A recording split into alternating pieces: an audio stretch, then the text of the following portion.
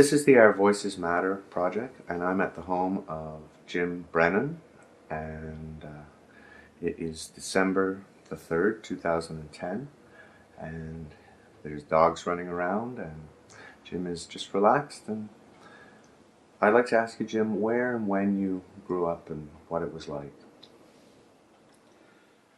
I'm a native of Dartmouth. I was born at the Halifax Infirmary, of course, but grew up in what was then the town of Dartmouth. My dad was a carpenter with the city, and the part of town. This is the Our Voices Matter project, and I'm at the home of Jim Brennan, and it is December the 3rd, 2010, and there's dogs running around, and Jim is just relaxed. And I'd like to ask you, Jim, where and when you grew up and what it was like. I'm a native of Dartmouth. I was born at the Halifax Infirmary, of course, but grew up in what was then the town of Dartmouth. My dad was a carpenter with the city, and the part of town we grew up in, we were all pretty much working class kids, and I think that's, to me it's important because we all lived pretty much the same way. We all had pretty much the same toys and interests and so on. And we all grew up hoping that others were lucky enough to have older brothers or cousins who outgrew stuff. So that's how you got your hockey skates or your shin guards, or in many instances even school clothing. As I said, my dad was a carpenter. The family to the one side of us were carpenters, a blacksmith, some shipwrights, plumbers, electricians, military, taxi driver, butcher, riggers, neat old man who sailed vessels and was an engineer on the old CN trains, another plumber, and so on. But I think that gives pretty homogeneous neighborhood. And we were truly of a generation, the four kids I spent most of my time with as a child, we were all born within a year of each other.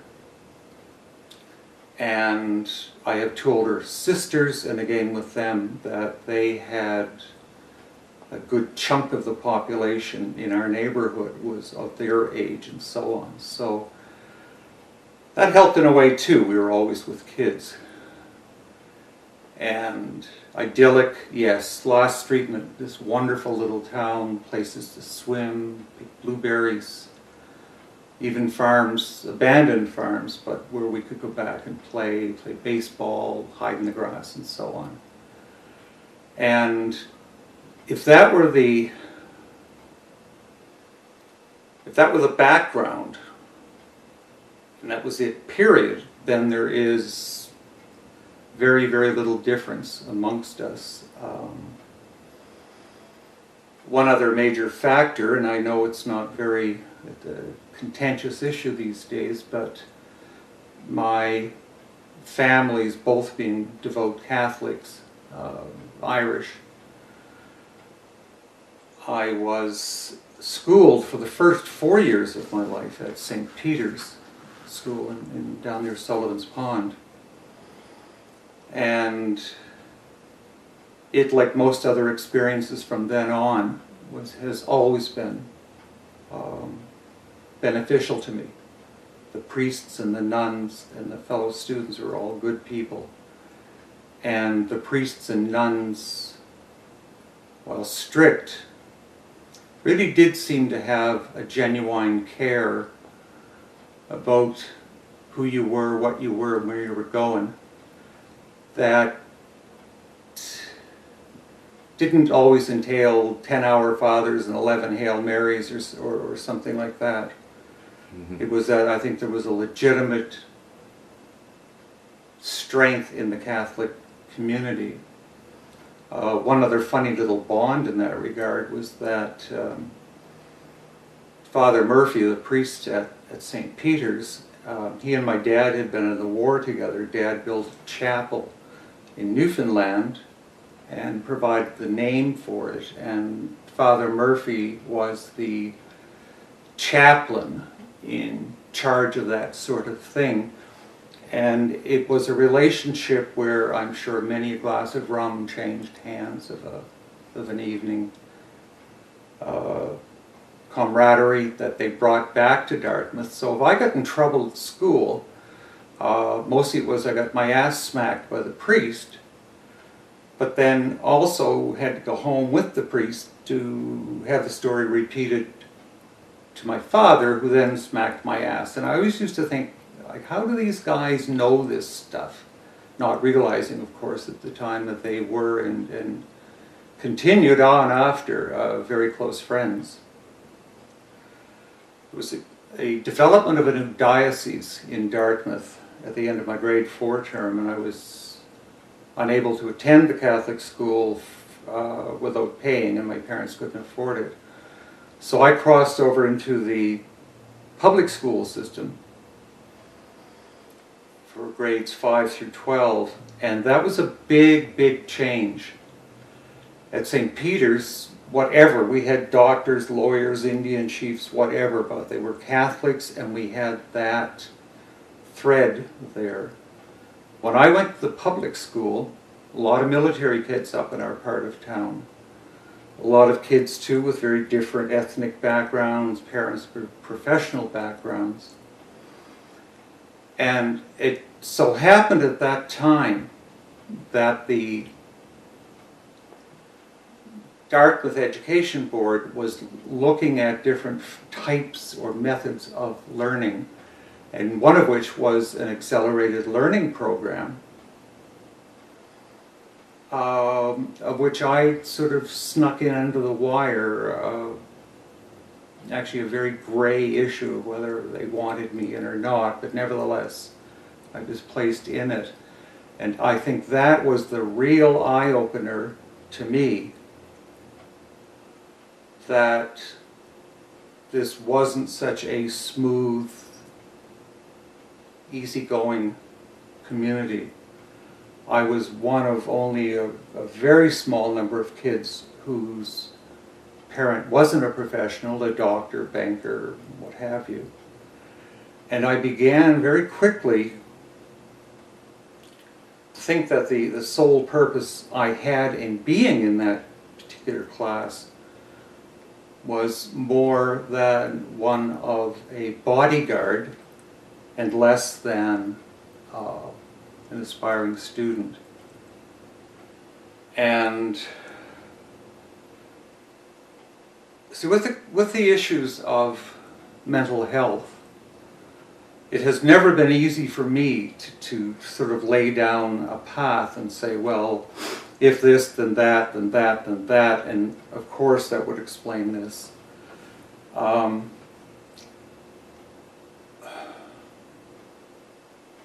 was a desperately shy little kid. My very first day at school, I was so terrified to ask to leave the room to go to the washroom that I'd soiled my pants. And of course that led to a great deal of humiliation and mockery and anger and so on. And it was little tiny incidents like that that seemed to be, even at that young age, I seemed to be retreating somewhere. And yet I would never have been able to say that. And so too with home life began to feel different. I have a photograph somewhere of my dad playing catch with me. And I saved it because it's the only time in my life I ever remember him playing with us or playing with toys. He was very taciturn. Like so many men of his generation, he was out of the home and working at 12, doing things at 14 that most adults couldn't do. And he had most of the barriers up, and if there was a real moment of divide, at that age for me was our ritual around Christmas was that most employees got off at noon, came home, they set up the Christmas tree, and the family would decorate it. And this one particular Christmas, my dad probably had been out drinking or something and was late getting home.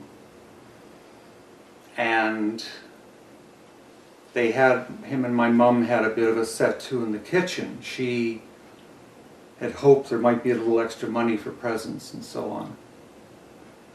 And I learned a whole bunch of stuff. My father's outburst, or response to this, was that my mum was the bastard child of some Water Street whore that no one knew or cared about, and that the children, myself included, should be treated like unwanted kittens. Put them in a jute bag with a rock and throw them in the lake. And I lay in bed at that, I was crying. But I made a promise to myself that night that I would never, ever, ever, under any circumstances, accept gifts from anybody ever again. I didn't want affection. I didn't want understanding. I saw then that I was an outsider and there was no way for me to get back in. And like so many other traits with us as children growing up, is what may be problematic then can be an almost impenetrable wall as we get older, trying to break down some of those barriers. And for much of my life, I had no tools for breaking down nothing. I used to think, it was around this time too that a lot of the beatings began. What age were you? I was probably 12 or 13. A typical night of that was there was the old rink up near the Dartmouth Sportsplex where if we had an opportunity to go skating, typically it was Saturday or Sunday nights for hockey practice or that kind of thing. And this particular night, I was probably 13, and we had had a horrendous snowstorm. So I left the rink with my gear, and I walked. It was about a 2 or 2.5 mile walk home, and I was soaked and tired. And we had no oil. We had a hard coal stove for heating of the home, and then a wood stove and coal stove in the kitchen for cooking. So when I got home, I had taken all my hockey gear out to lay around the floor and to dry, and went off to my bedroom to change and prepare for bed. And the most frightening sound in our house was when my father was going to explode. He would sit up in bed and drive his feet into the floor with a thud that scared the daylights out of me. And out he came, stomping. He kicked open my bedroom door, knocking it partially off his hinges, and threw my skates at me, and thank God I ducked. They embedded themselves in the wall behind me. And he began pounding on the bed with his fists, and he was actually denting the metal bed frame. Without explanation, with nothing, and then the beating began.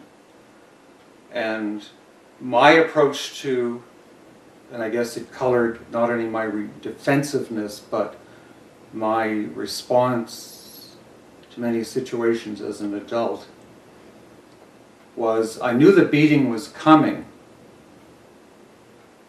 The best I could hope for was try to protect myself enough.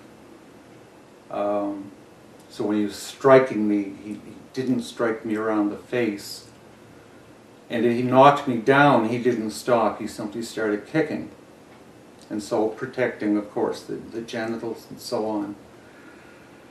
And closing my eyes and waiting, and it would stop eventually, without apology, without sound, and he'd go back to bed.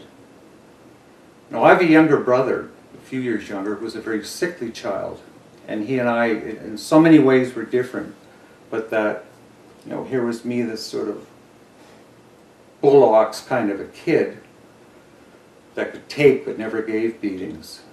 And my brother, who was very, very sickly, if my dad took a swing at him, he took a swing back. He backed down from him never once, never from him or anybody else. And most of my life, I've laughed at that kind of behavior from him because it seems so uncharacteristic to me. With all that on my plate, heaping onto that plate, having no idea what relationships were about, the boy-girl thing, the holding hands, the kissing, which all I know, I'm sure, sounds so childish these days, but I remember one time there was a young lady visiting one summer. We'd all gone back to the woods picking blueberries, and I'd walked over to her and I'd actually asked her permission to kiss her. And they thought that was the funniest thing since sliced bread, and yet it seemed like I had no other options. I knew nothing about relationships. I knew nothing, you know, as kids, as we grow and as our sexuality blossoms, as we begin to explore relationships, and we can also put boundaries. You know, we have a friend, we have a casual date, and I guess ideally that leads to a fairly well-rounded person, that when thoughts of marriage and so on come around, you've got a pretty good understanding of what was going on. And I had none of that. So that was one more little stick of wood added to the pile, and off I went.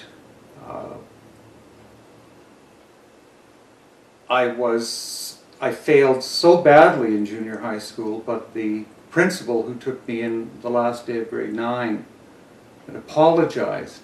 It was him who had put me in the class in the first place. And he said he realized he had made a terrible mistake. And the only heartfelt thing he could think of was to simply give me a pass into high school. So off I went. I failed grade 10, I failed grade 11 and was expelled. During that time I dated a girl, which, as I said, they're summer romances, they're growing up experiences. But after a few months the relationship was over. Again, looking back at it, you realize it was just learning, boys and girls trying to learn about each other. But my heart broke. Absolutely broke. Day after this happened, my family, like most in the neighborhood, my dad owned rifles and handguns and so on, and I had taken a handgun without ammunition to school with me, and I think this was one of the moments where, you know, a practical person would say, well, no, if you're going to shoot yourself, you should have ammunition.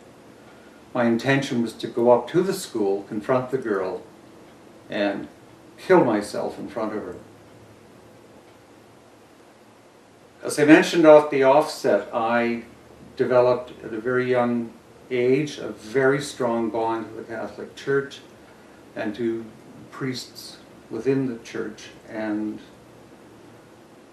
one of these odd affairs that this thing didn't escalate. A guidance counselor who liked me took me aside, left the gun alone, and asked me who, if anyone, I would like to go sit and talk with. And the first person, the only person who came to mind was a wonderful priest, Gordon McLean, who came over from Halifax, drove me all over the province. We went as far as Truro, while I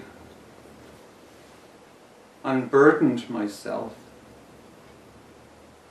and realized I was swimming in dark water that I knew absolutely nothing about. Absolutely nothing about. Now that all got resolved. It was kind of funny. He had asked me if he could have the gun, and I said no, because if my father ever found out I had stolen the gun, he would kill me with it. So no, I would rather try to return the gun safely to its place. And I began a very warm relationship with Father McLean.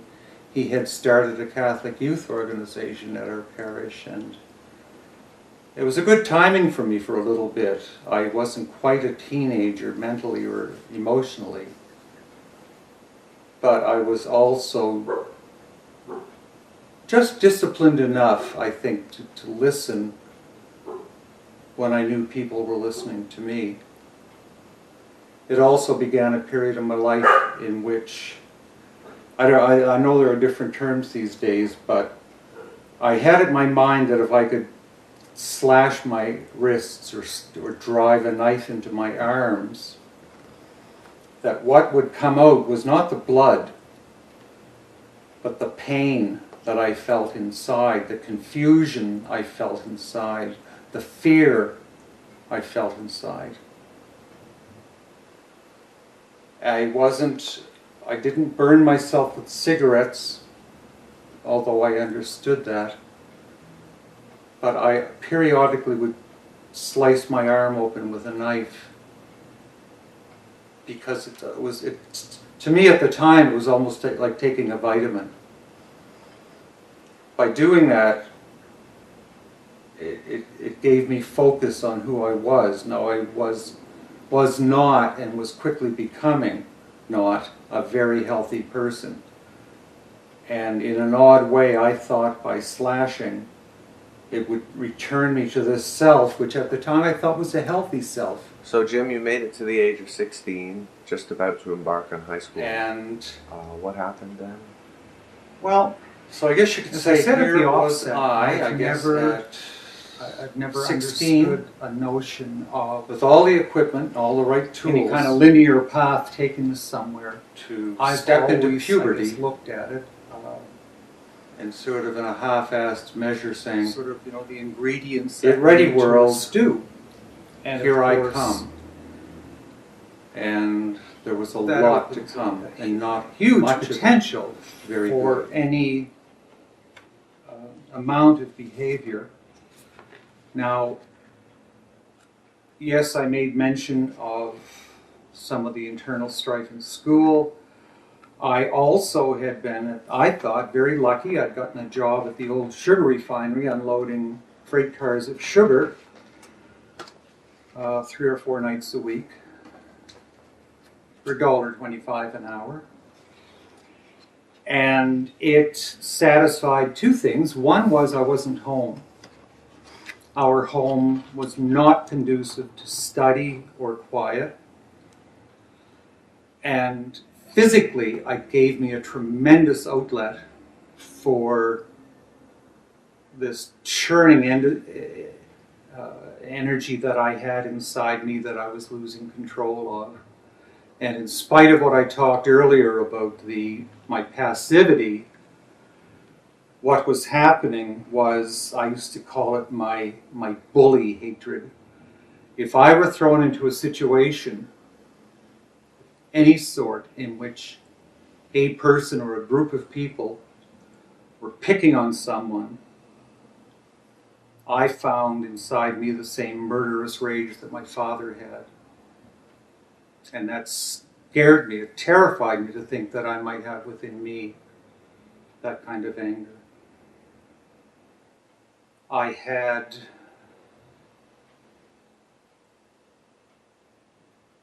over the course of the previous few years, I'd involved myself in Navy League cadets and then Sea Cadets. And again, I think, when you look in retrospect, you can see a little story. My senior year in Sea Cadets, one of the officers had taken an interest in me and had explained that with my training as a Sea Cadet, I could go into the military and go in as an able seaman right off the bat. But around the same time, a very close friend of mine, who was a Sea Cadet, had been wrongfully accused of something. And they were doing so often we heard running around the square kind of thing. And I interceded and said that it was unfair. The charges against him were untrue. And he was not going to be forced to behave like a monkey in front of these other cadets.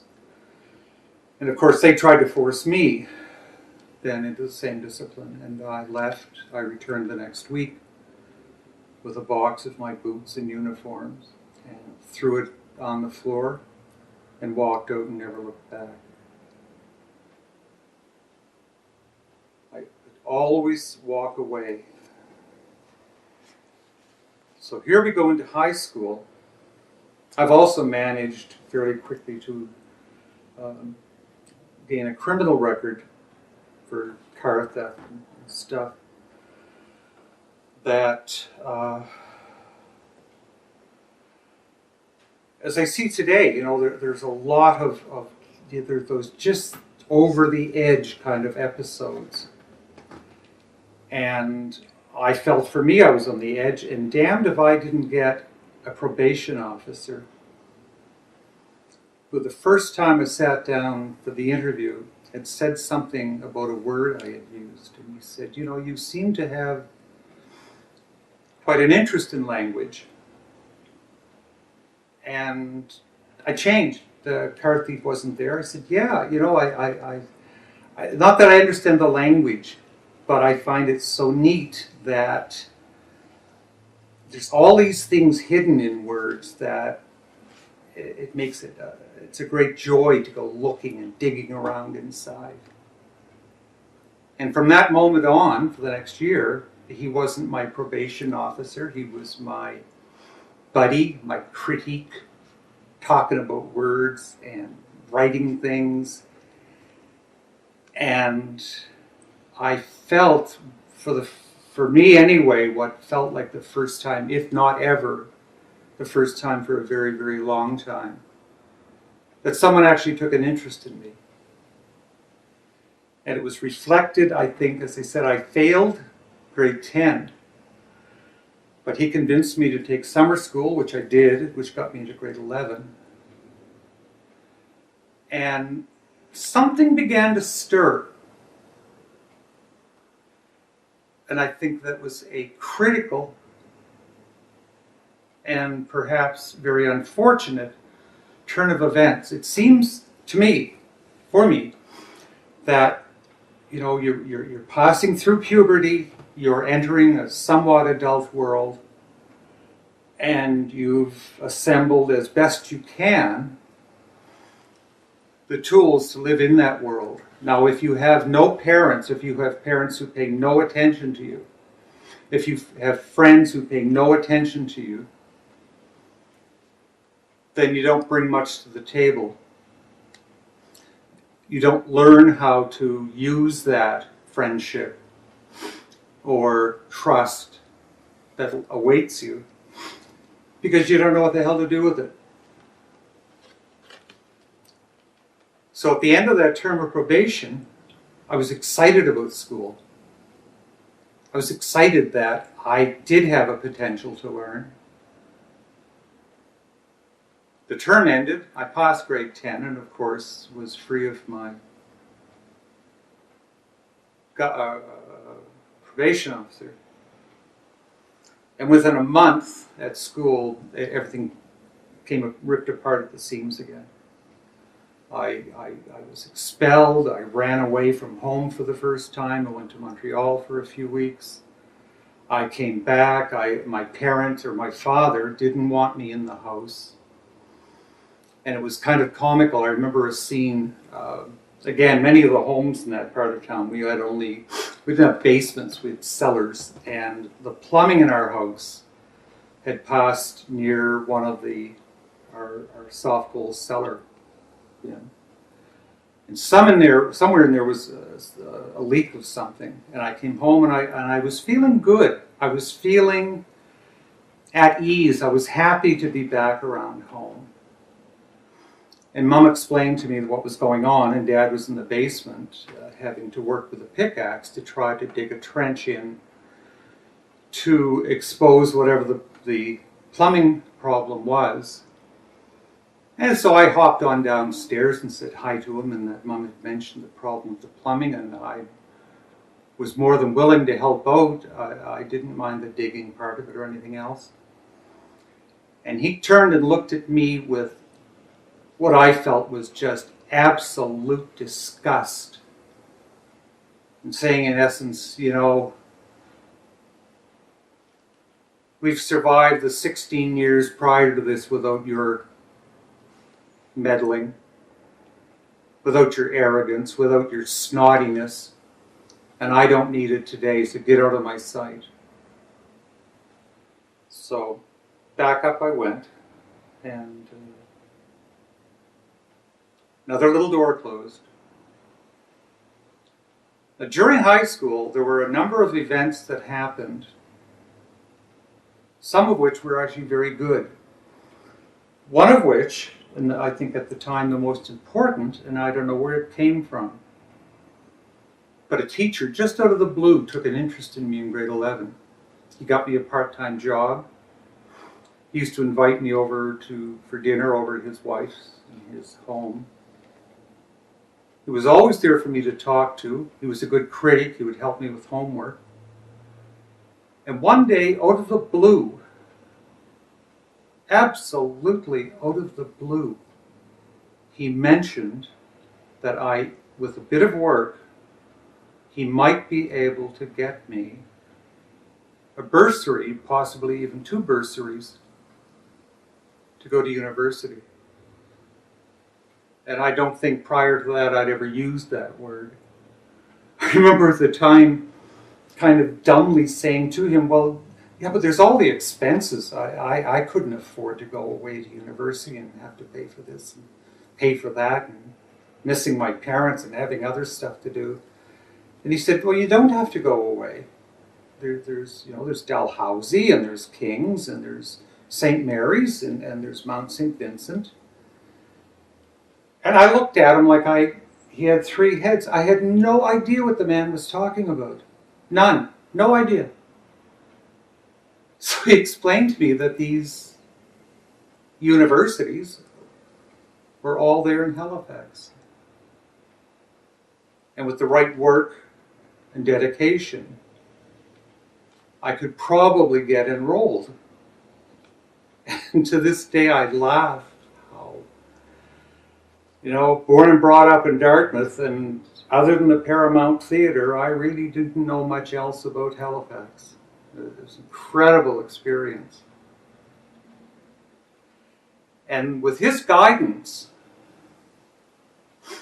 a lot of the roughened road got smoothed, and I actually got accepted. I had to do a summer course in French, because at the time a second language was needed to go to university. And I enrolled and was accepted at St. Mary's. I lasted until just about Christmas, when I had a complete and abject nervous breakdown. I left school, I left home, I drifted off to Montreal. I may have gone to Toronto, I don't recall. But by leaving that, it's like closing that door behind me, it also closed the door on any hope of sanity or sense that my world around me might make. And I am astounded how quickly, then and shortly thereafter, getting involved in male prostitution in Montreal. The funny thing being, it wasn't the sex, it was the touching, it was the embracing, it was the attention given to me. The sex just seemed like, you know, the dues you had to pay to get what you wanted. And that opened a door that right up until well into my 30s, created havoc for me. Shortly thereafter, most of my life, because of the drinking, not only of my father, but of it within our family, alcohol terrified me. I would no more drink than drink a pint of oil or something. And sure enough, one of those days when that little risque creature was poking its little nose out, I went to a pub. It was fantastic, and even at that time, you still had to be 21 in Nova Scotia to drink. And I was 16 or 17 in Montreal and went into a bar, and nobody gave me a second look. It was a wonderful experience. And as would be with my drinking over the years later, I was a binge drinker. I dove in and I just kept lapping it up until I couldn't move. I might stay clean for a couple of weeks, gain my strength, and back at it I went. But like so much else, it seems to me in life, these things don't have boots of concrete. You know, in the midst of all this, in the midst of being expelled, in the midst of so much turmoil in my life, I came back to Dartmouth. I managed to find a job in a warehouse. And through a weird set of circumstances, found myself on the verge of being accepted as a student at Dal. And it came as a time, like the Irish tradition, as I understood it, the eldest boy, the eldest son might become a priest. And somehow or other, I took that literally true. And had gone to a small Jesuit group here in Halifax to discuss with them about becoming a Jesuit, studying for the priesthood. And again, I compliment the intelligence of the man who interviewed me, who saw the immaturity and saw the emptiness inside and suggested that perhaps it might be best if I were to, say, do a degree in philosophy. Do the degree, give some thought, talk, pray, and see what came out the other end. It was one of the, again, I don't know what it says about learning disabilities or anything else, but I couldn't even spell philosophy. But he said, go study it, and I said, okay. If somebody had said to me that go and learn how to make rubber boots, off I would have gone. I didn't know how to sew or cook or do much of anything. I really didn't seem to have skills of even the most rudimentary sort.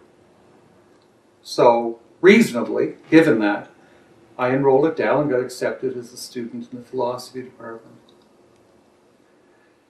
And while it was not a good time, some very good things happened to me while I was at Dal that actually seemed to hint at a future for me. In my final year at Dal, I had been dating a girl. She'd had 3 abortions by me. In those days, it was a doctor, a psychiatrist, and a member of the clergy. And in each of the instances, they very quickly stated that they did not think I would make a reasonable father for a child because of my own personal problems. So we got over that and we had separated. And this one autumn, she was back in Dartmouth. I bumped into her, and we very quickly got back on a romantic footing, and I was delighted with it. I felt a strong relationship.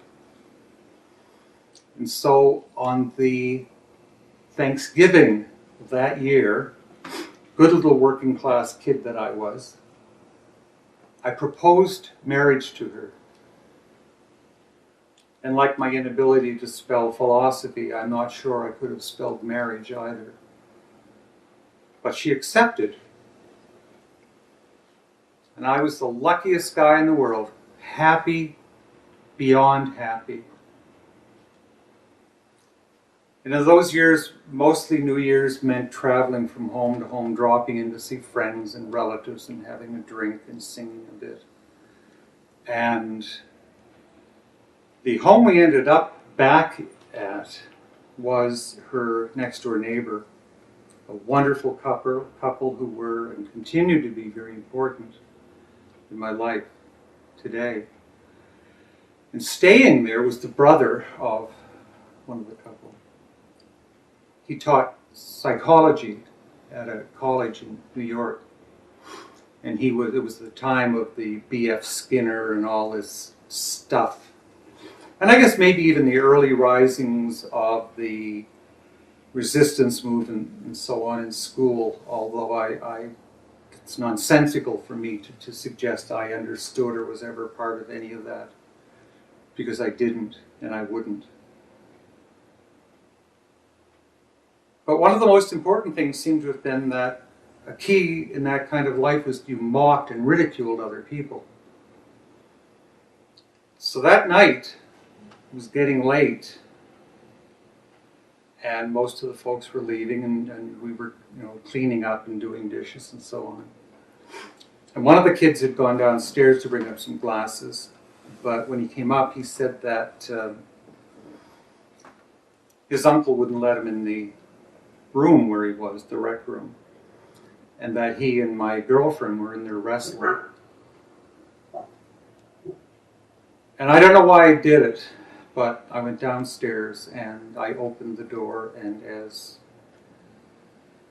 you might expect, it was a sight that I didn't want to see. The only thing I could think of saying to this guy was, okay, so you win. You're darky, you're sarcastic, you put people down, and you've done very well with me. In one moment of intercourse, you've destroyed what I thought was a future. So, you done good, guy. And I went upstairs, got my snow coat on, and left, and started working my way home. And I'd just gone, there was a patch of forest I had to travel through to get to our house. And I remember at one point just collapsing face down in the snow. And every fiber of this little Catholic kid's and young man's body begged God to let me die then and there, because I couldn't live like that. But I didn't die that night. I lost the love of my life. I lost any ability, lingering abilities to trust people. I lost my religion. my faith, and my God. So there was another little insignia to sew onto my arm to take with me into adulthood. In a world I did not understand the rules, I did not understand anything. And one other funny little thing happened, funny in a way because of all that other. I was the only kid in my neighborhood who ever went to high school. Most of the guys we didn't have commercial courses. They kind of kept you in. They were 16 and cut you loose. And most of the girls, unfortunately, by 16 were pregnant. And when I was a kid, I knew intuitively. I knew I was different from these kids, but not in a bad way. I was a better athlete than most of them. I was smarter in some ways than most of them. And I remember and thinking this almost joyously one night, this is the group I was given to grow up with. These are my friends. And it behooves me as a member of this group, as a friend, to never, under any circumstances, ever to do anything to harm them. If you wanted to have a race and I knew I was funnier or faster than you, I let you win. If you wanted to play football and I knew I was a better football player than you, I let you win. I let you out-swim, out-throw, out-spell, out-run, out-climb. It didn't matter, because what mattered was friendship. I also realized that to win means you have to beat someone. It means somebody has to lose. And so with all my other little judgments I made about living, was that I never, ever wanted to be responsible for someone losing. Because having lost, having seen the pain and grief it can cause, I never wanted to visit that upon my friends. And so I guess that was the last ingredient that went in the mixture. And off I went to join, I guess, the outside world and see where it would take me.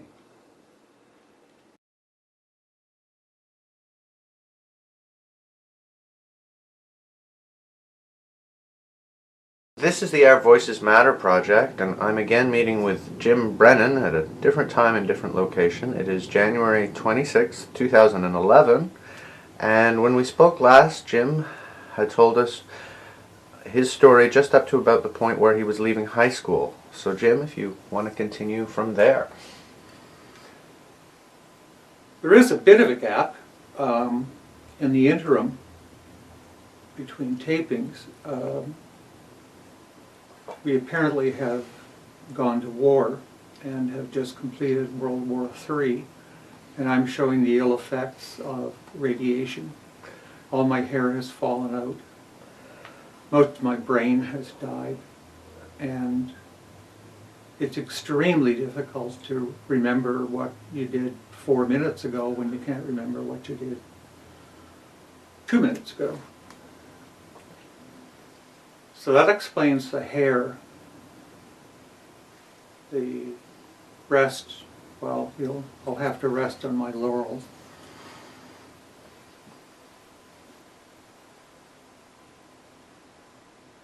One of the biggest things I made note of in the between taping sessions is my arrogance in recounting this. Arrogance in that you think you're special,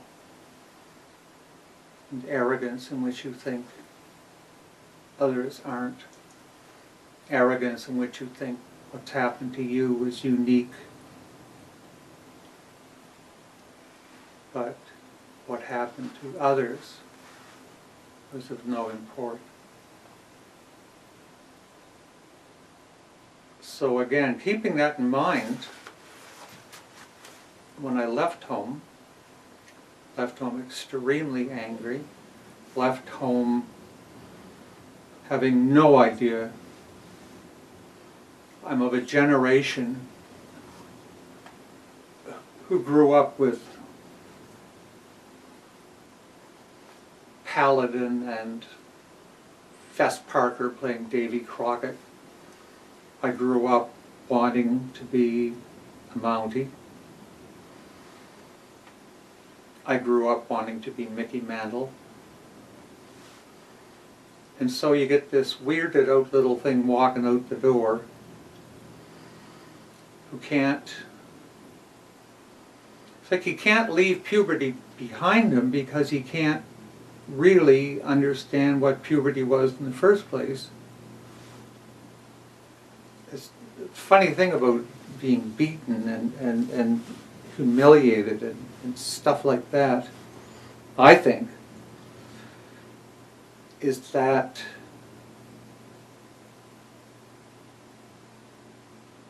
if there is violence in your family, at whatever level, and there are certainly many levels of violence, far more than I ever imagined there would be,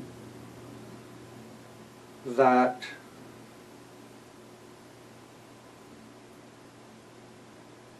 you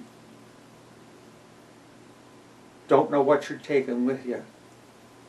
So oftentimes it's only years later, I think, that you realize what you've taken with you or what you've left behind. I used to have a little fantasy, I guess, for want of another word. My dad was a carpenter. He served as a shipwright in the Navy in the Second World War. And I inherited his little backpack. Anyway, somehow or other I got up my mind that what I wanted to own, what my possessions would be on this earth, would be all that I would carry with me. Whatever that was that. And it's kind of funny when you say that, because as many of us know, we really are host-bound, we really are thing-bound, we really like stuff. And we will jam ourselves down. Here's a great place for a misquote, but I believe it was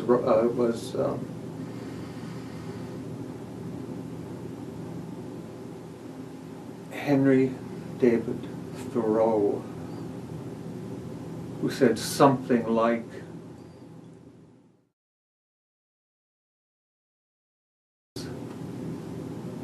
barn down the road of life, and it keeps getting heavier and heavier and heavier as we go, until at some point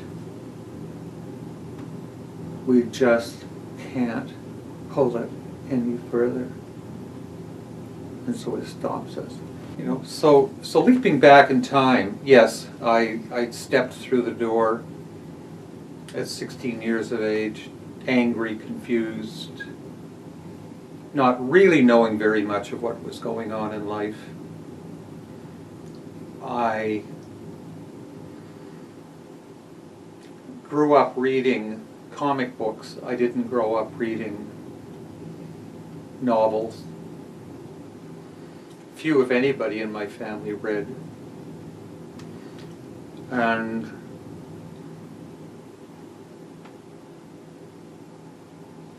it just wasn't there. It just never showed up in my life. It was never part of my life. It was never part of the neighborhood kids that I grew up with. And what followed was, and I suspect in retrospect that a whole bunch of things will start to fall into place that we have no idea where they come from, no idea what they're about, no idea of their significance, no idea of what they may or may not mean in our lives, what importance they may play in the future. And I want to mention that later because to me that's a very important element of my life today, far more so than I ever would have imagined. So I did university, fell in love, several abortions,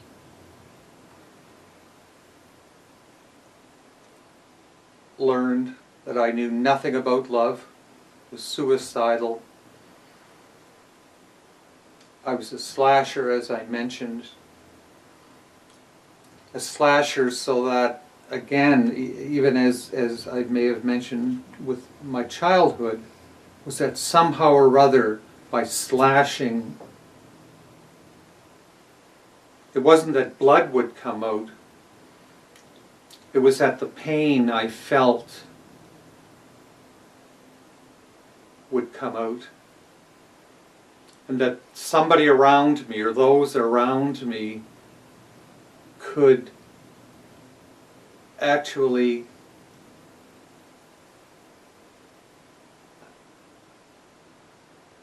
see that stuff oozing out of my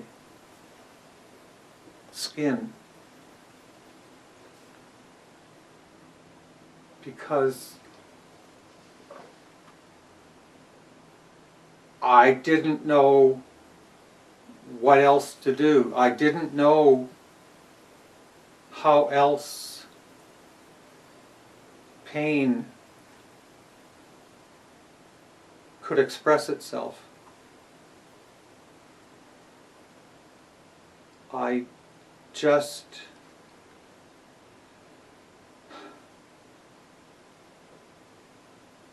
made a decision. I ran away, went to Montreal. Early, came back, went to university, went to Montreal, came back, went to university, ran away to Montreal, came back, got married, not once, not twice, but 3 times.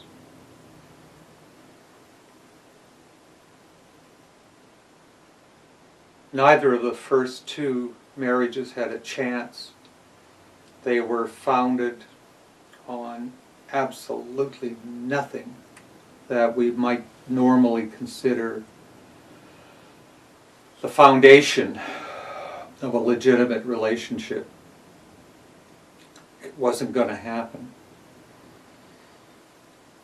But like so many kids,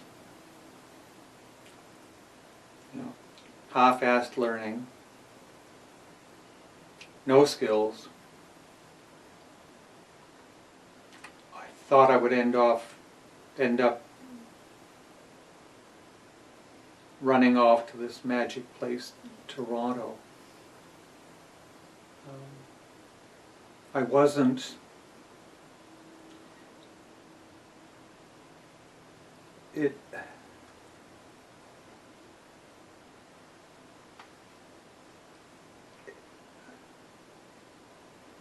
Toronto was like Disneyland, or Fess Parker, or Mickey Mantle. I knew the name, I knew how to spell Toronto. I knew nothing about it. I knew it was big. I've seen pictures of it. I went there to live, walked through my second marriage, and it was during the height of that alcoholism, I would say entered for the first time. Of course I had drunk before, and I drunk lots and lots of times before. But the first time it was different, and sometimes you hear it said, sometimes you perhaps miss it. But a person may talk about how things may change in their lives.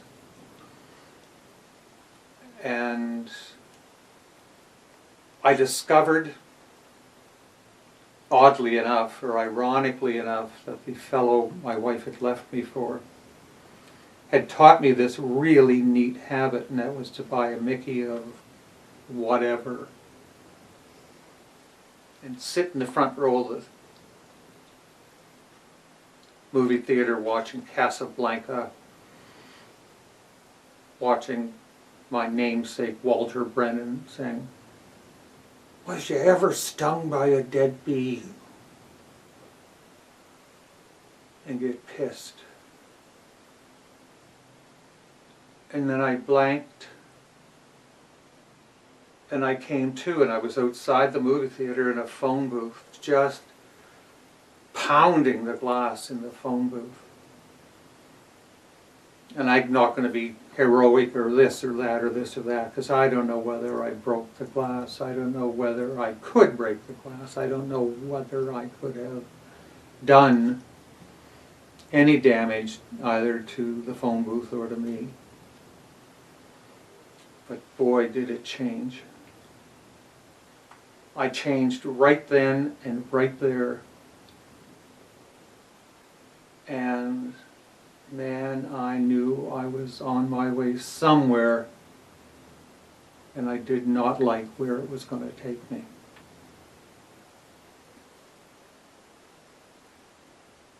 I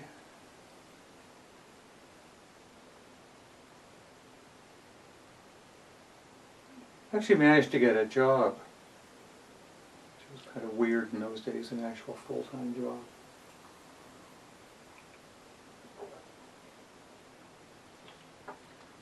I decided to visit friends in Dartmouth. Don't know how I got here, whether I flew or took the train or something, I don't know.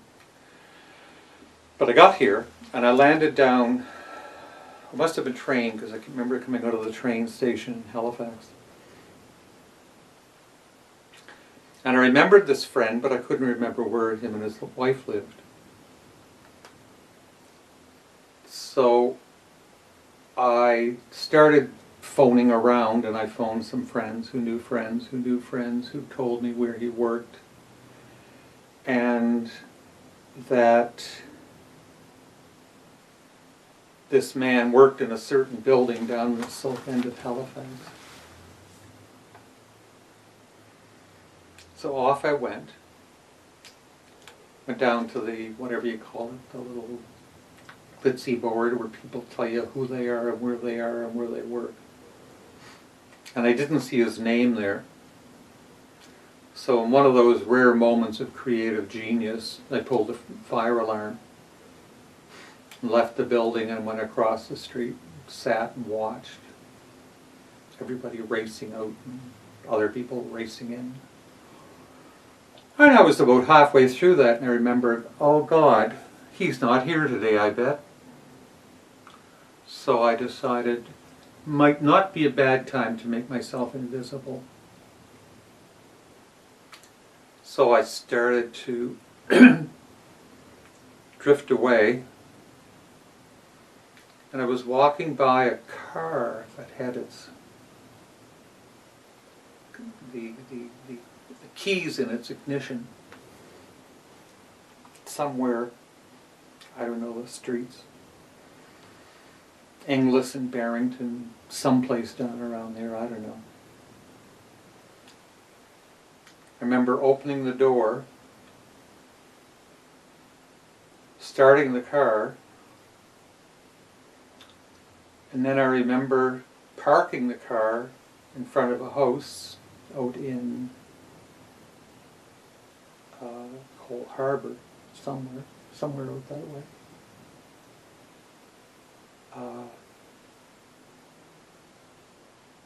Knocking at the door, great hugs and kisses, and what are you doing here? And God, it's so good to see you, and da-da-da-da-da-da. Except the penny dropped with the husband, thinking, how did you get here? And I said, well, I came down by train. And he said, well, and where did you leave this train? And I said, well, that's silly. Of course, it's down at the train yard. And he said, well, how did you get here? I said, well, I drove. I drove in a car. He said, and where is this car now? And I said, oh, it's parked across the street. And he said, is that your car? I said, no. And whose car is that? And I said, I have no idea whose car that is. None. No idea at all. And he started to panic a little bit because he was a professional civil servant and he really didn't need someone like me wandering through his life with the police in pursuit. So we got in the car, drove off a few blocks, walked back, phoned the RCMP. Bam, they came.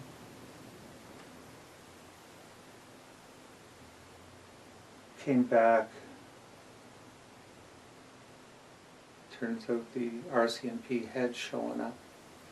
Somehow along, I don't know how it's such an odd form of behavior for me, but I had picked his son up and thrown him out through the back door, which again was out of character. I was never a violent person. At least never violent unless you got my way. So apparently out the window we went. And out I went out the door after him, and out the door came two RCMP officers who snatched me, took me down to the Nova Scotia hospital. I never knew anything about the Dartmouth hospital except our church choir used to go down there and drink. Except that our choir used to go down there periodically and sing to the drunks. And it always felt very special having done that. So I got a 90-day remand, if that's how you phrase it in psychiatric stuff.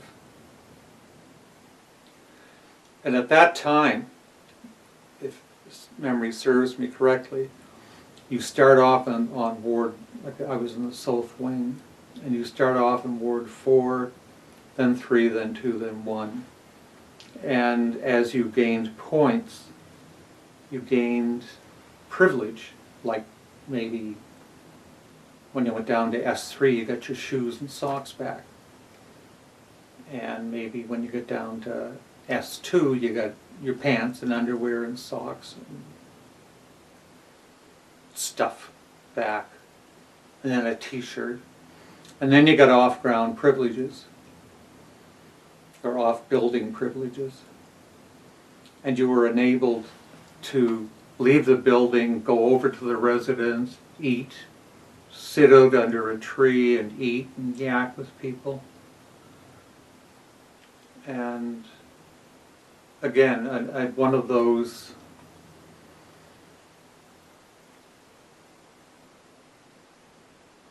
holy moments in which I was sitting under one of these trees one day and I was thinking, jumping Jesus, you know, if I stay here any longer, I am really going to get sick.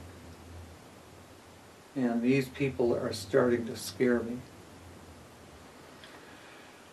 So I had a plan.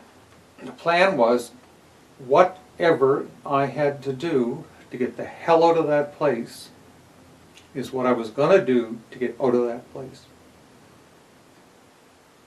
And so began my recovery.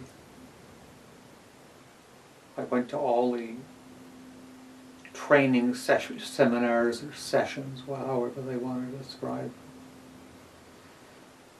And I didn't quite buy into it, but I did find that if I practiced, I began to act a little bit more normal. The one blow to it had come, it was one of the few times I felt like the psychologist had,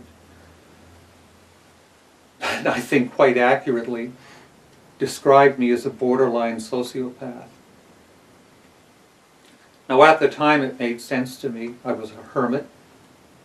I didn't trust people. I was incapable of working, and so on and so forth. Elements of lack of feeling or elements of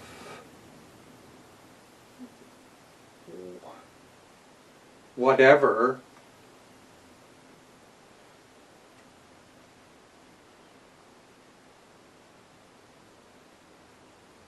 seemed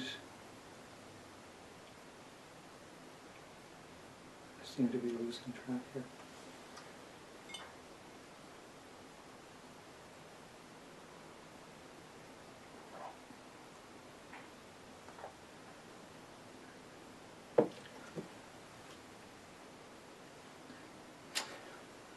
I worked very hard. I worked very hard at being released.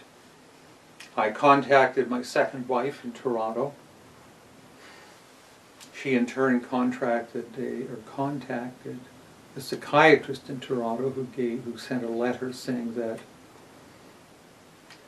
"Dear Jim, however angelic a person he might be, when he's drinking he can be unpredictable. And we are not sure that keeping him in an asylum is conducive to his good health." And the psychologist agreed. He said, "This is no place for this young man."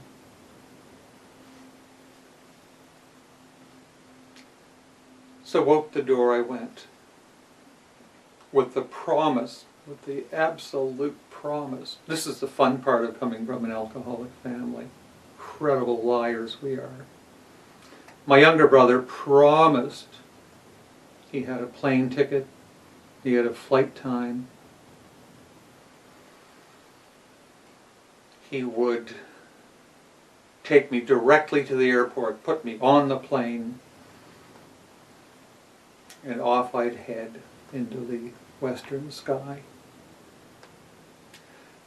Except we stopped in at the Woodside Tavern for a beer. Just one, to steady my nerves. I had an ex-wife to have to face. I had an ex-boss I had to face. I had a whole bunch of stuff that I hadn't faced up to, that I had to face up to. And it's funny, this imagery that's coming and going and coming and going. You're 16, you walk out, you slam the door behind you and say, "Now I'm ready." And then you step out the door when you're 18 and you slam the door and you've got a degree and you say, "Now I'm ready." And then you step out of the asylum,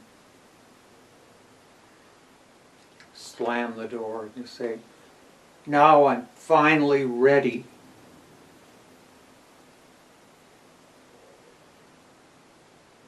Finally ready lasted about 2 weeks, in which I absolutely panicked. I quit my job within 3 weeks, hitchhiked back to Nova Scotia, got back here about 2 weeks, found my absolute favorite uncle. I pounded the snot out of him, just 'cause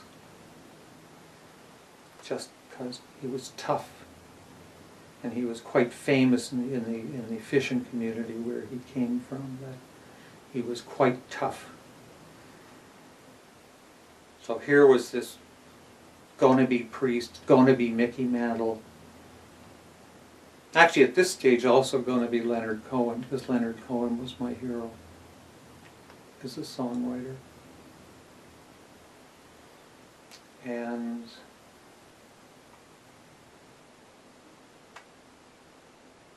all this neat stuff packaged up that I had slammed the door, walloped the snot out of my uncle, and 12 hours later was back on the highway hitchhiking back to Toronto. Somehow or other, I don't know where, I don't know how I came to be back in Ontario. I remember being in Ottawa.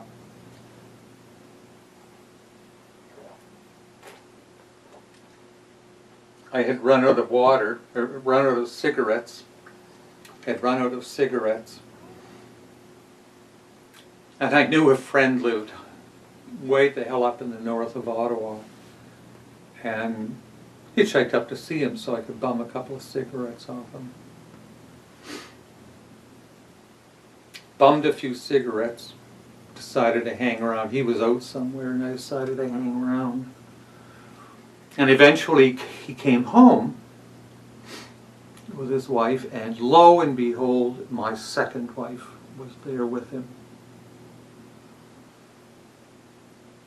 And I explained to them what had happened roughly. I explained to them that I couldn't go back to Toronto. I couldn't survive back there. I was incapable of survival back there. And that I was going to stay. There was an old Barndon farmhouse. Again, it's of the sort of the magical realm. And I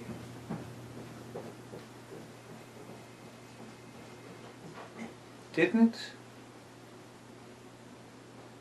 really know quite what to do. This place had no windows in it, had no doors on it, had about an inch of raccoon shit. It was gorgeous. 125 acres. Each of the 3 farms surrounding it was 125 acres. So I had this huge, huge tract of land that I could live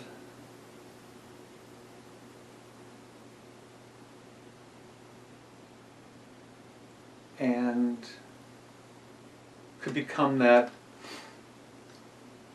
borderline sociopath that I always imagined I was, thanks to the psychologist. And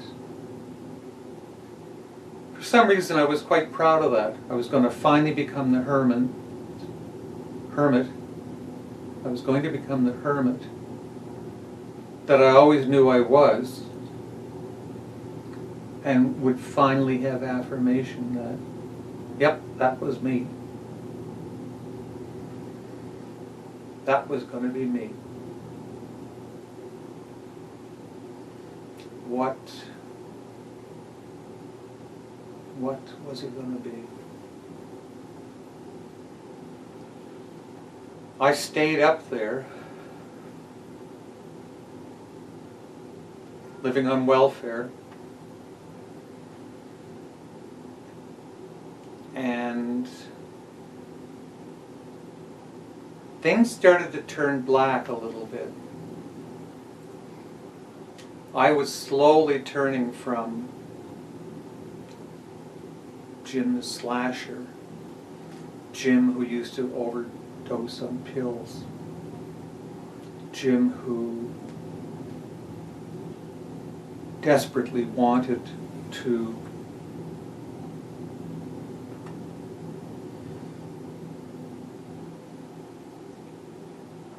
not have to rely on somebody else to kill me. I was able to kill myself.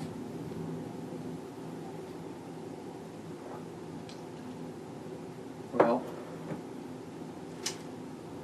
door closing time. Packed up all my stuff stuff.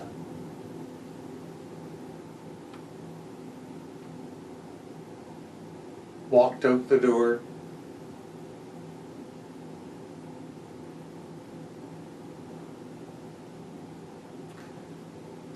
And decided to head back to Toronto. Now, it is not funny. There is no humor meant in this at all, ever. But I think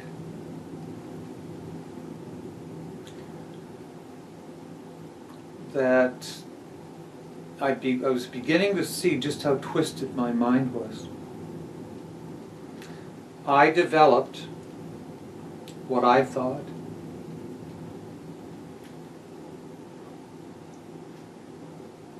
what was my gas tank. I developed what was my gas tank theory of love. And the gas tank theory was simply that in your heart you had room enough for only so much love. And I had peaked. I was absolutely choked full of love. And the only way I was going to be able to replace that love was I had to get rid of some of it. And get rid of some of it meant that I had to kill. I had to kill someone, somebody, some group of people that would enable me to empty out a space where I might be able to love again. So I slammed the door shut, grabbed my dad's old Navy backpack, put a few things in it, nothing much, and off I left. It was 7 miles out to the bus stop, so off I left. Slammed the door again.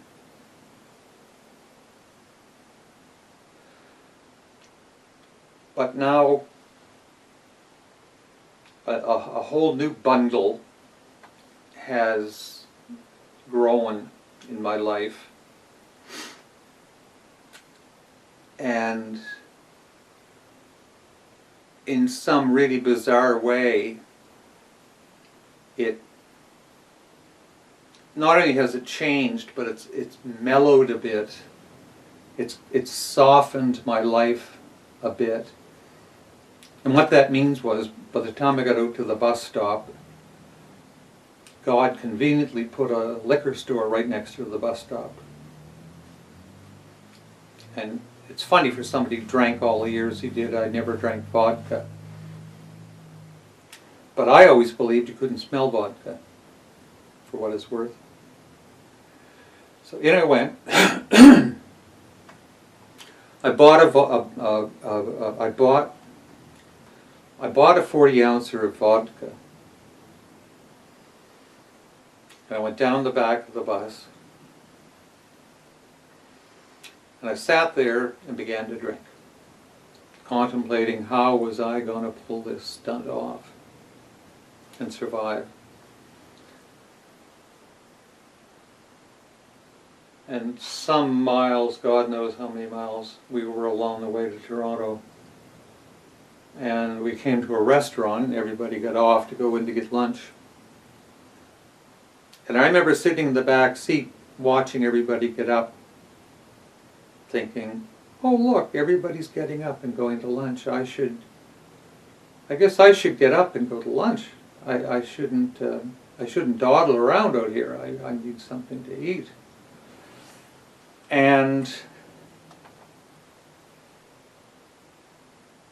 then I remembered I really had to pee. Really had to pee. So around the back of the restaurant I went. And I really peed. And I ended up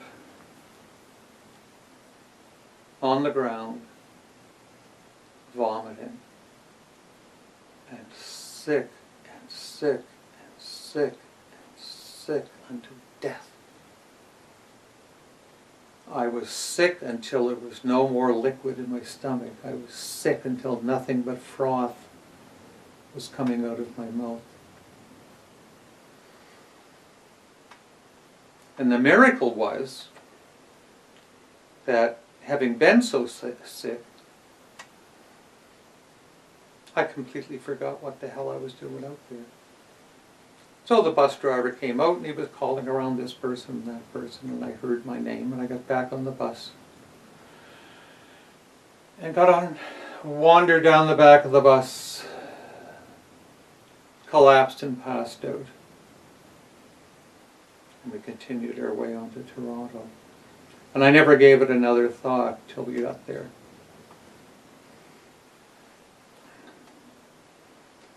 And that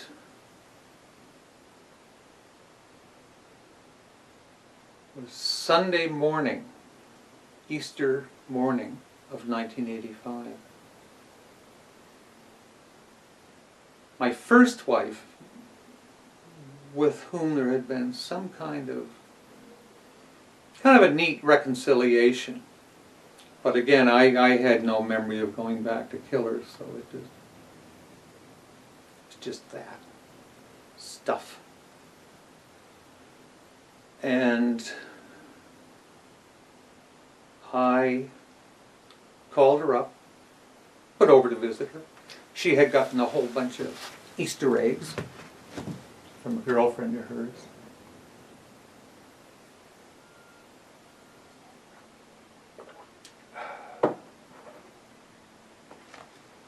And only in the group that I could travel with would somebody offer cocaine and Easter eggs for breakfast. But over they went. Wandered in. Didn't much, and I know it's a silly thing to say, but I didn't much like cocaine. And I sat. I had a few bucks. I took this lady out drinking, doing something real other than drugs. So we drank all afternoon and into the early evening.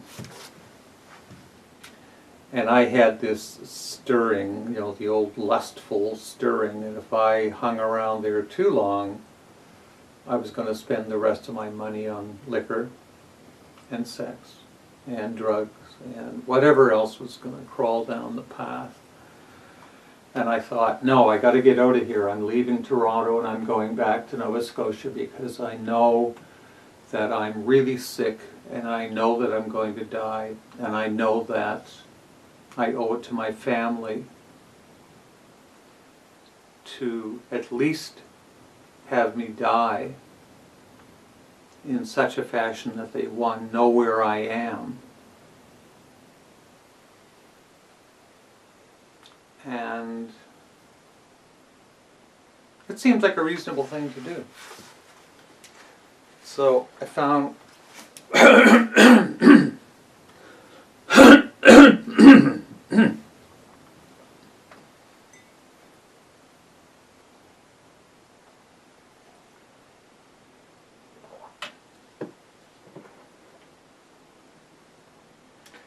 one thing I learned about was really seedy hotels in Toronto. I was getting to have a pretty good repertoire of where to hang out for what and for how much. So I hit this one joint overnight. Got up in the morning, got myself a plane ticket. I know I got a plane ticket this time. I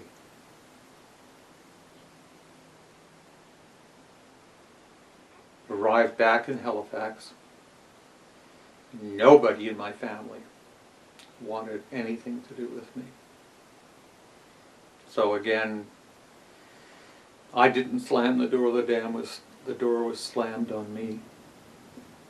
The only one who would even talk to me was my mother, as mothers always do.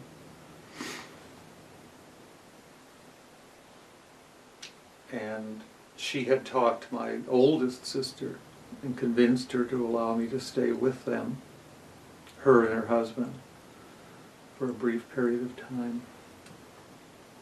And she agreed.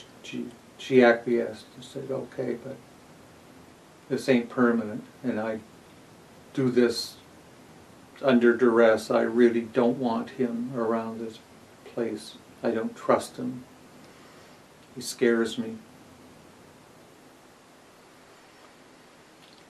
And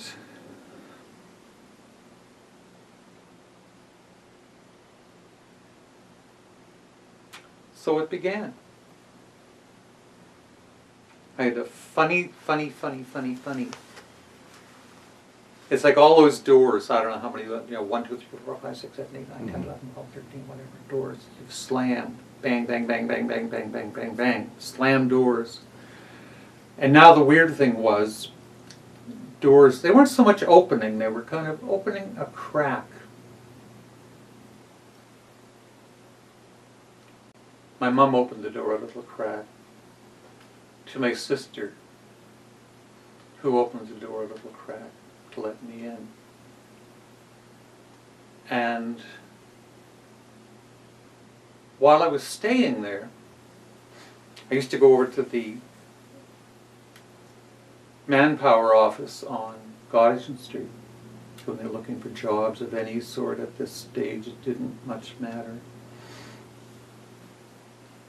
And I noticed one day I was in there, and they were either just finishing or had just finished this new hotel, the Sheraton. And I saw a job,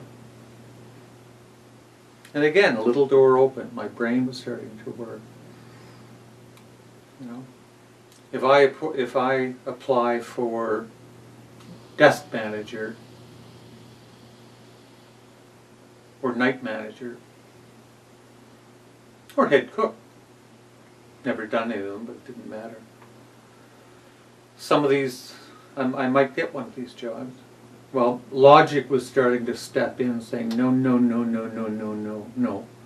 We start where we know we can get a job. And they had a job there for a pot washer. And I thought, boy, I'll bet you there's some line up down there for a pot washer. And lo enough, there weren't any job openings. And oddly enough, there weren't any applications submitted for pot washers. There weren't any. They really didn't seem to know. They knew that you kind of stuck this thing over in the corner with a pair of rubber gloves and an apron, and you'll let it go. Pot washer 101.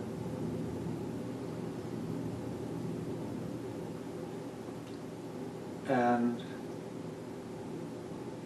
off I was going to go down to an interview. I actually got an interview. And this is something like some kind of weird oat.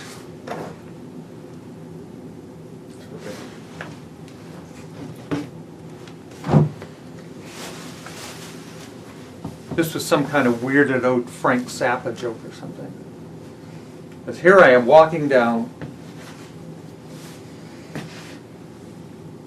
Goddison Street on the way to an interview with a pair of dirty, scuzzy old jeans on, a dirty old t-shirt. And that was it.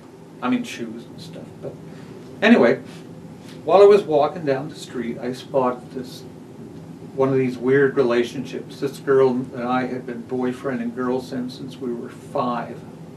We'd been friends that long. And she looked across the road and recognized me. And I thought, oh God, no. And here she came, trooping across the road, and said, oh, Jim, where are you off to? And I kind of hummed and hawed and wasn't sure what to say to her. But I figured, hell, I'd known her a lot of years, I'd tell her. And she said, not looking like that, you're not gonna. So when we went to, I forget whether it's Woolworths or Wentworths or Hooseyworth, Zellers, whatever. And she took me in and she bought me a nice 3/4 length summer jacket, coat, something that covered me up. And then escorted me down to the hotel to make sure I got there. And another little door opened a little bit more. She waited. And in I went, in I went, in I went. Had my interview.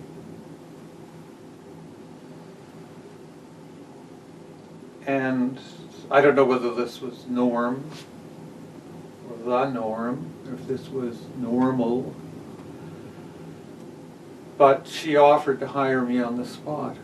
I could start the next day. And I did. Got my job as a pot washer at Halifax Sheraton. And off I went. Door opens. A little bit more. And I took off like a house of fire. And I was dangerous to be around. I worked so hard. I was an animal. I could, sometimes it took 2 people just to keep up with me putting the dishes away that I was washing, or the pots away that I was washing.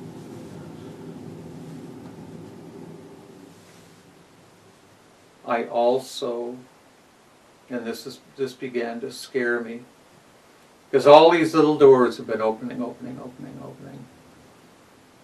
And one day after I got my paycheck, out came an old friend saying, come on, let's go get a drink. Let's celebrate. The doors started closing again. And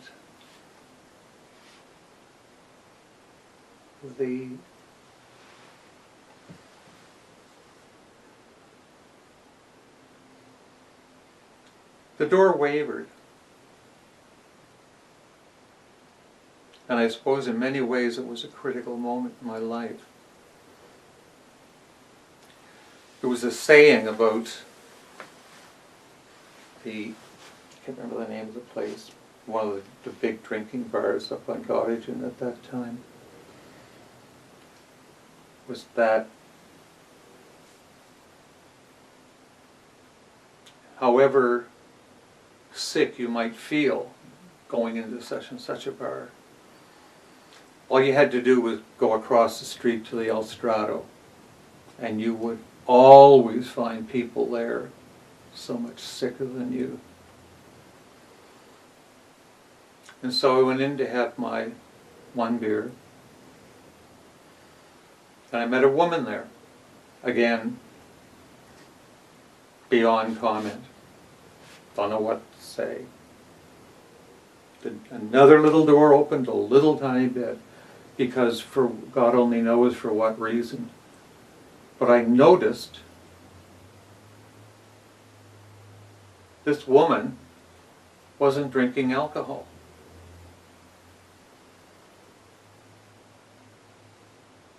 And she got up from her table and she came over, and this was all out of whack. This kind of stuff didn't happen to me anymore, ever. Nothing like this ever happened to me, ever, anymore. And she sat down, said, hi, my name is so-and-so. And I said, hi, my name is so-and-so. And she said, you don't look like you're having much fun. And I said, well, truth be known, I'm not having much fun. I want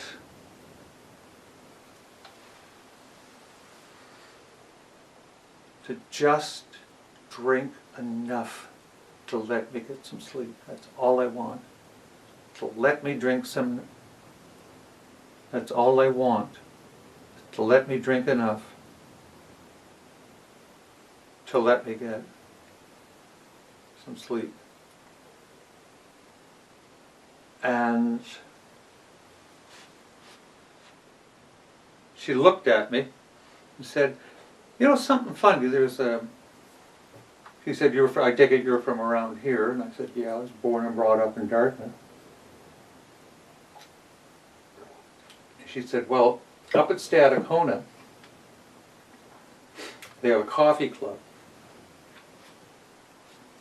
And you should drop up there. They meet tomorrow," whatever tomorrow was, I can't recall. And it was really weird. Another little door opened, another little door opened, another. I was on a roll that day. And the next day, I was actually kind of excited. The next day I went up at 11 o'clock or 1 o'clock or whatever time it was. And up I went. Talked to the guard at the gate. He gave me some instructions to a clinic of some sort. I can't remember what the word was. Something or other kind of a clinic. And led me, actually took me over. Another little door opened. Got inside, and it was kind of funny. I was the kind of student that when you were in school, I made a point, I always sat at the back of the class. That way the teachers never harangued you. You were always back there somewhere, and they leave you alone if you leave them alone, kind of thing. Well, I took the same mood with me, or attitude with me, except in this instance, I sat at the back of the room. The annoying thing was, the entrance was at the front of the room. And so I would have had to walk all the way up to the front, past all these people, none of whom I knew, and not know how the hell I was going to get out of there safely. Couldn't do it. Couldn't imagine how I could do it. It turns out it was a bunch of gibberish. They were going, "Rarely have we," and "hoodly daddly," and "daddity daddly," and "yaddity yaddity," and all this stuff floating around, and everybody seemed to know what everybody else was going to say, and stuff.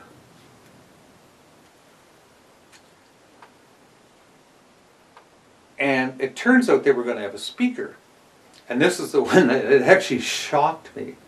Up gets this guy, he had a light gray suit with a green tie and a white shirt. 3-piece suit, vest. Comes up to the front, very, very dapper. And he says something like, "Good evening, everyone. My name is Earl. I'm an alcoholic." And I tended to kind of back away from this a little tiny bit, thinking, well, I can always tell. See, I was born and brought up a Catholic, see, and I still know the rituals in Latin,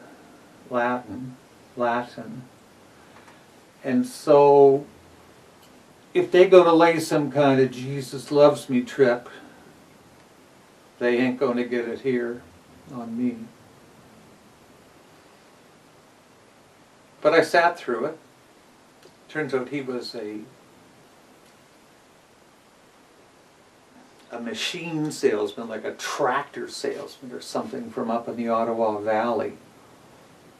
And I thought, what the hell am I doing here listening? I don't even know how to start a tractor. Like, how did that lady think that me learning how to start a tractor was going to be like of some value to me? But anyway, I put up with it. I didn't leave. The meeting finished. And I was sort of trying, you know, you're trying to be invisible. Saying, well, if I just kind of quietly hang around the edges and I get looking at some of this literature, and if I kind of keep looking at this, these people are kind of going to drift away and I'm not going to have to worry about them. And I looked up and there's this great tall drink of water. I'm 5'11", and this guy was probably 6'1", giant of a man, skinny as a grape, named Ron something or other. And he said, Jim, my name is Ron something or other. He said, what did you think of the meeting? And I said, well, you know, it was really, I found it quite enlightening, Ron. You know, I'm not sure what your intention is here, but I admit that you know, I certainly would have to say that I got something out of this, and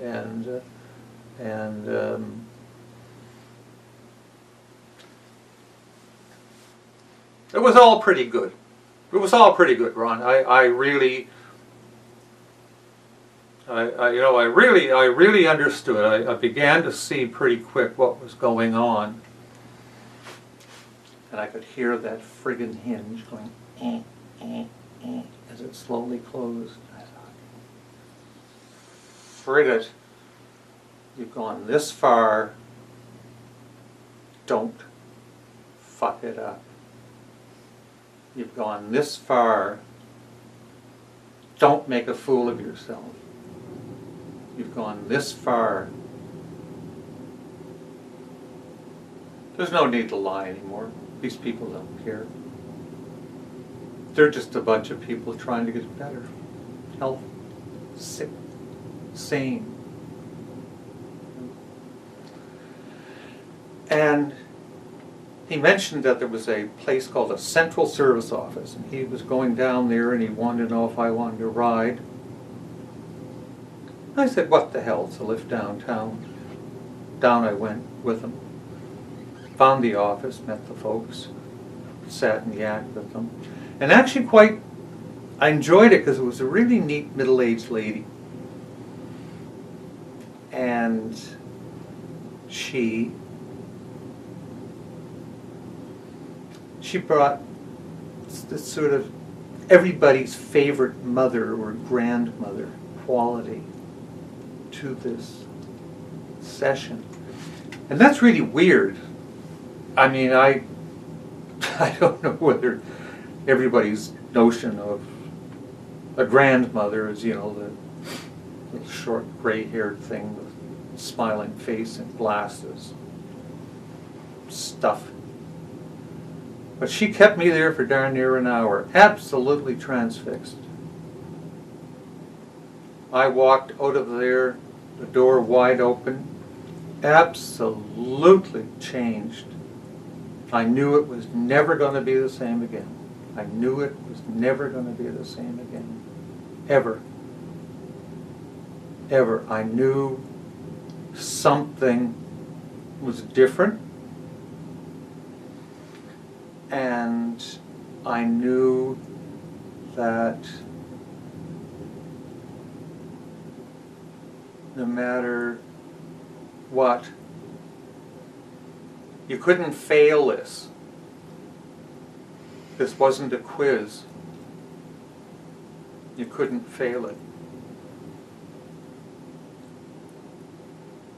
Where I misunderstood was that you could fail yourself. Over the next few years, I remember sitting in the bleachers in the Commons, barfing my guts out.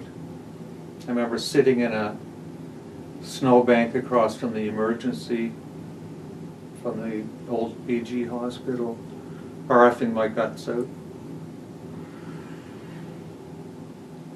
I remember screaming to the gods to let me drive.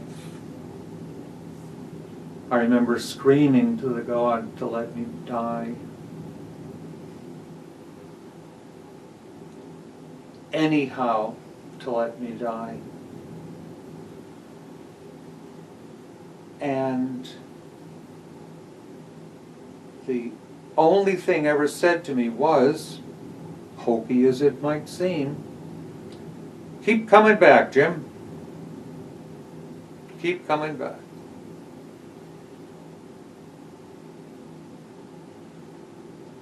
I met a sponsor who later became my sponsor. It was this wonderful God, the absolute antithesis. My father was this skinny kind of comic book Irishman. He had a pair of forearms on him like Popeye, carrot red hair, faint skin, red freckles, and a fair of skin and freckles and a temper that you wanted to steer clear of, because when he lost it, he lost control. And when he lost control, all bets were off. So what do I get timed up with? Guy spent 27 years in prison. A violent, violent, violent past.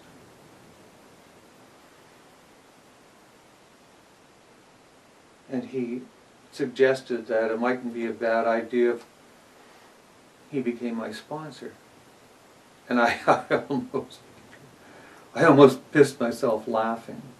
You know, if you ever look around the rooms of this sort of thing, you can look at the people about you and think, well, what about her? Or him? Or him? Or him? What about her? Do you think this might want to be? This person might want to be? And if I went right around the room that night, there ain't a one. There ain't a one. And yet, this oomph of a man who was terrifying to look at. He was slash marks on both arms, right from elbow to wrist. And yet, as it turned out, he was one of the most loving creatures I had ever met in my life. There were also some other big changes in my normal style. I met a lady at a meeting.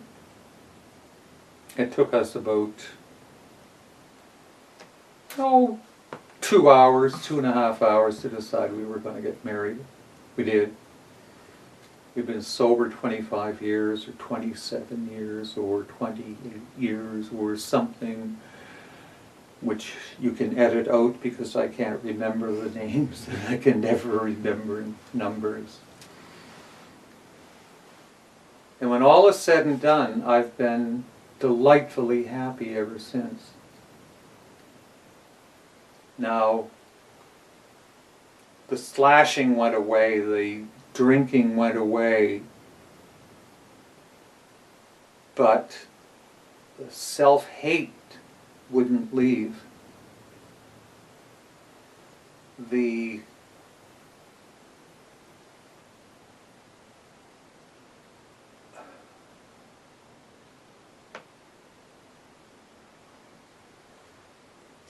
it's kind of like when you're 15, you're you're strong and you're a big, strong kid, right? And you take this great big bloody stake that's about 3 inches in diameter and 3 feet long, and somebody gives you a sledgehammer, and you drive that thing and drive it and hit it and drive it until and drive it until there's only a tip or two of the stake showing. And then you forget about it. And then all these years later, you realize, no, I left something back there. And I gotta go get it because I ain't gonna be able to move forward if I don't get that thing to the ground. So you go back, but the trouble is you go back with a 40-year-old or 45-year-old mindset and body, and you grab hold of the stake and you pull on it because you're a badass, and you yank on it and you yank on it and you pull on it and you yank on it, and it doesn't want to move a jot, not one tiny little bit.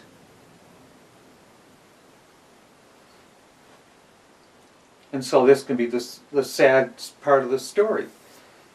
You know, sort of like a country and western song saying, oh well, I done my best, you know, I waited, I built up my strength, I built up my courage, I prayed to the God of my understanding, and it didn't work. He couldn't help me, he couldn't pull me. Couldn't pull that stake. He couldn't help me pull that stake out of the ground. So what am I going to do?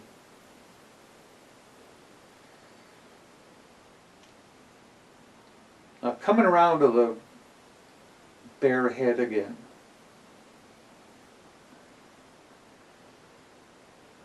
In late November of this year, I wasn't, things weren't clicking for me. And life in general was not too bad. I had suffered the ailments of many middle class men. And anyway, got some work done. Discovered that I had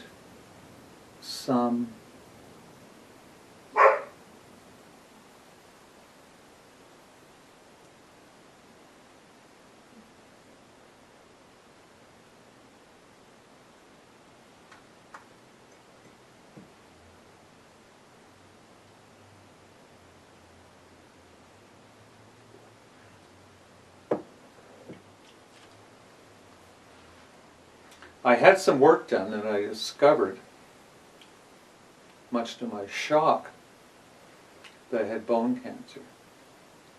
And it was well advanced. It was an aggressive cancer.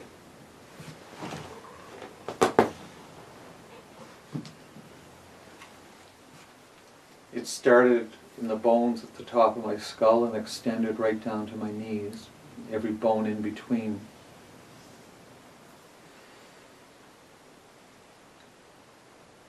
And I thought,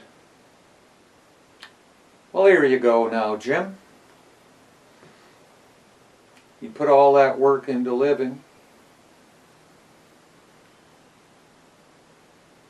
and you put all that work into life, you put all that creativity into living,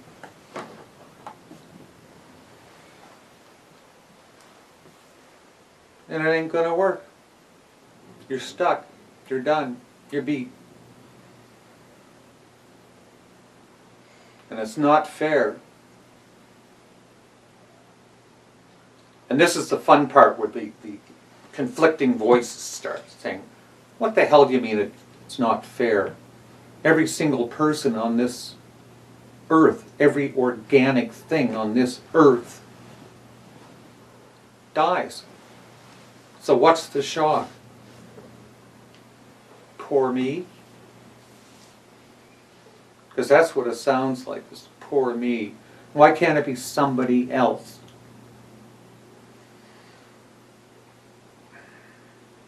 And I got stuck there.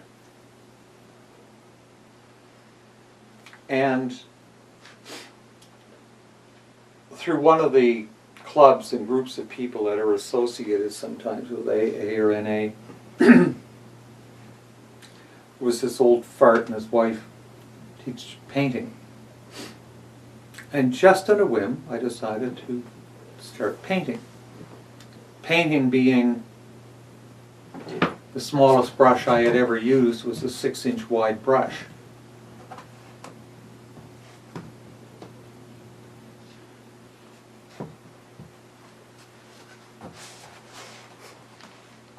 Which doesn't really, I don't think Matisse sort of rolls over in his grave feeling challenged by some guy that uses a 4-inch wide. Matisse doesn't roll over in his grave threatened by some guy with a 4-inch wide paintbrush. But it wasn't that. It wasn't that. There was a stirring there of some sort, and it scared me and excited me all at the same time. And about 3 weeks later, I bumped into an old friend of mine, and we got yakking about an old English prof we had known years ago.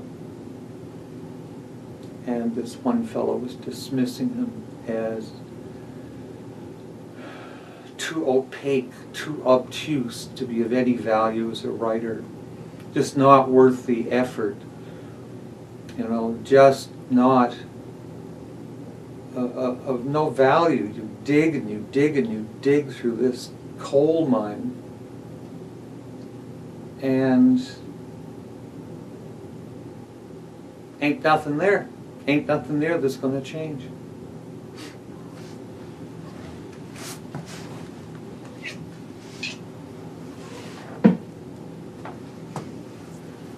So just for the hell of it, I happen to know what this sort of thought I knew.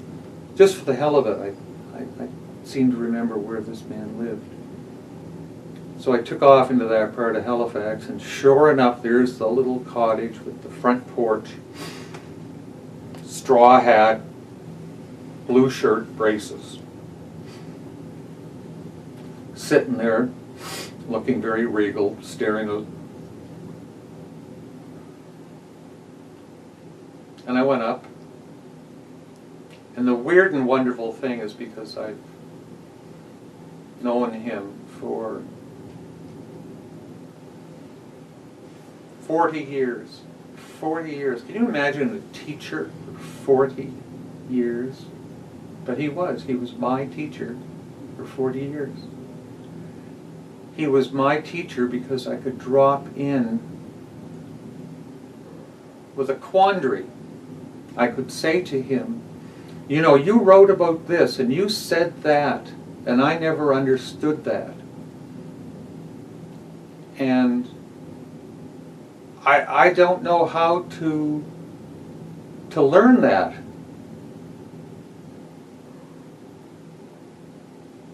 And he was very patient. And he said, I was wondering if you would do me a favor. I have written a fictitious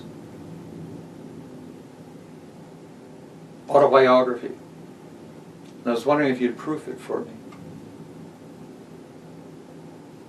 I never wanted to say no. I said, sure, to him. So off I went with it, took it home, and that night the goddamnedest thing started happening. Seems to me like in some types of our past, in some ways there's this comic book, there's this event, right? And there's this event, but there's no threads that join them. and then this one, and this one, but no threads to join them. 40 years, these things float about with no threads to join them.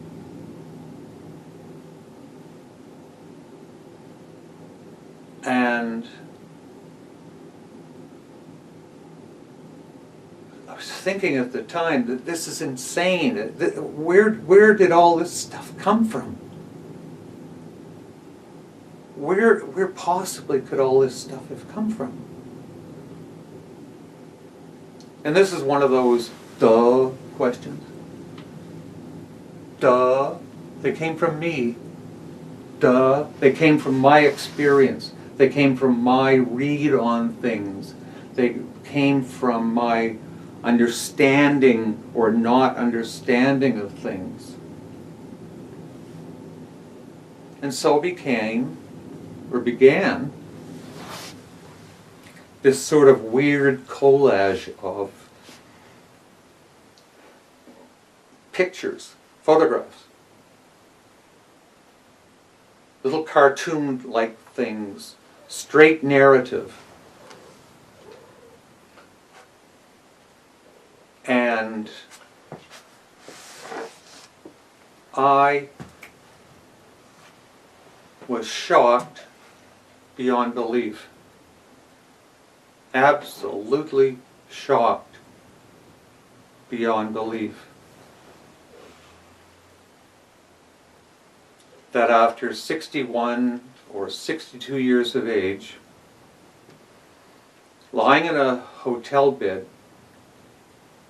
and here I was, 61 or 62 years of age, lying in a hospital bed, hopeless, completely given up, completely void of hope. And out of left field comes this son of a gun from 40 years ago. And it's sort of like Tinkerbell, right? You're sitting over in the corner all crunched up and gnarled and angry because you can't see a way out. All you ever learned was not. That's all you ever learned was not. I can't do this. I'm stupid. I was diagnosed in my 50s with attention deficit disorder, and so on, and it reads like a friggin' comic book of Psychology 100. But I had allowed those, and I realized within the spectrum of human psyche, human compassion, misunderstanding,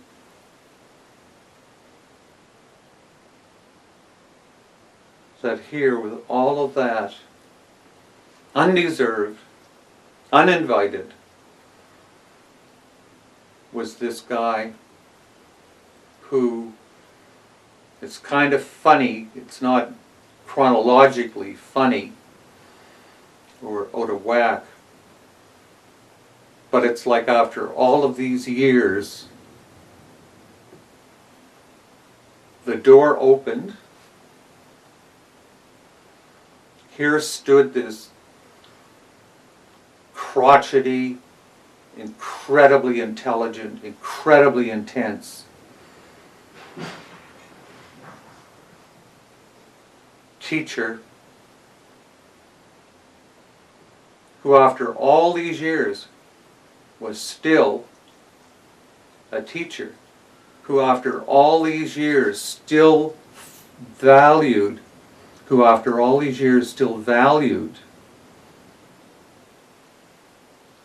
my opinion or my reading or my understanding of what his writing was about. And so back to the hospital I go, lying in the bed, thinking, you know, ain't life ironic that it seemed not good or bad, it just seemed I had this penchant for turning left when I should have turned right, climbing the stairs when I should have descended, allowing my ego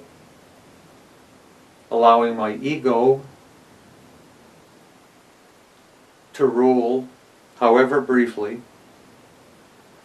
to have no feeling or care or concern, compassion or grief, and yet given, after all these years, a second chance.